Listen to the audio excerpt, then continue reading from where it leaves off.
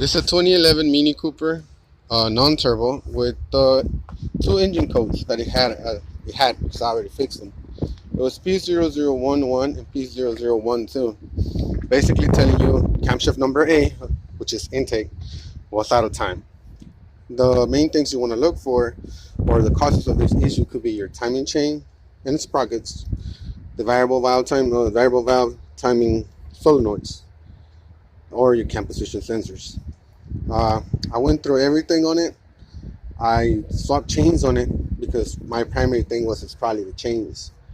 That didn't fix the issue. I also had the sprockets changed. That didn't fix the issue.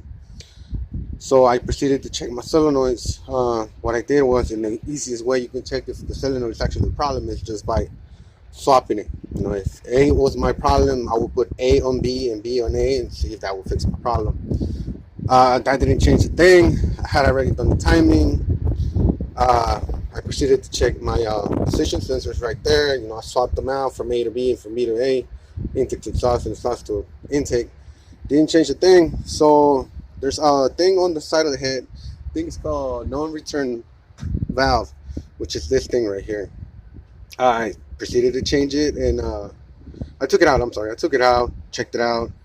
I have another Mini Cooper there, so I took the valve out of that one, put it in this one. Didn't change a thing. You know, as soon as I cranked it, the light will come on. Some people told me maybe it would be this, which is like the BMW cheap way of a VTEC system, or I don't know. It's a way to help the engine perform a little better. You know, helping out the valve stay open a little longer. But no, this has nothing to do with your timing at all.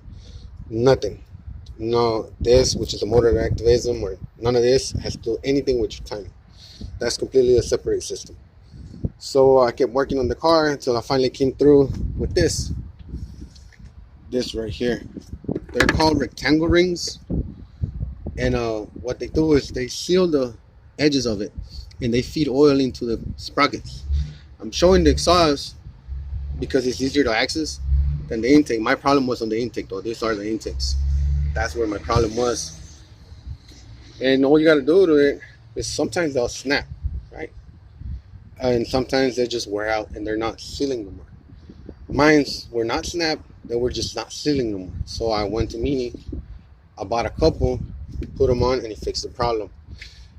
What you got to do to change them is you got to take the timing off one more time and pull them off just like that. You have to use a pick, pull them out, and put the new ones in. They look fragile, but they won't snap when you pull them off. They're quite easy to pull them off, put it back on. For the timing, there's a lot of tools out there for it. A lot of people told me, well, the people that I asked, which was more than a couple, they told me I had to buy an expensive tool. I had worked on Minis before. That was my spare parts, but there's a few other ones that worked around here. And I used a $28 set for timing set for this car, and this has always worked, never gave me a problem, and never had to use a fancy one, you know, just that $28 one. But basically the way you got to do this intake is, because I already did it, I want to redo it again. I just want to show what fixed my problem. That way anybody, you know, if it can be helpful. You don't have to loosen the cam away. You don't have to take the cam off. You got to take the sprocket off. Both of the sprockets, you got to take the chain off. And then what you do is you loosen this cap. You take this cap off completely using the torque bolts that you need. And then you loosen all of these ones. Once you lose all of this, then you unbolt this too, right here. It's 2 8mm. And it'll pop off, come on. Once you're taking that off, the cam will be stripped like this, except in the air. You'll be able to pull those two off, put them on, and that will fix your problem for the intake. If you have a problem with the exhaust, then you will have to take this exhaust cam off.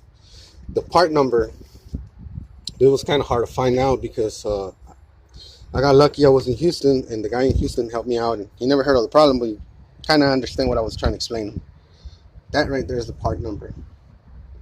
After I put those rectangle rings on my intake cam, it fixed the problem. Light went away. Never heard of it no more.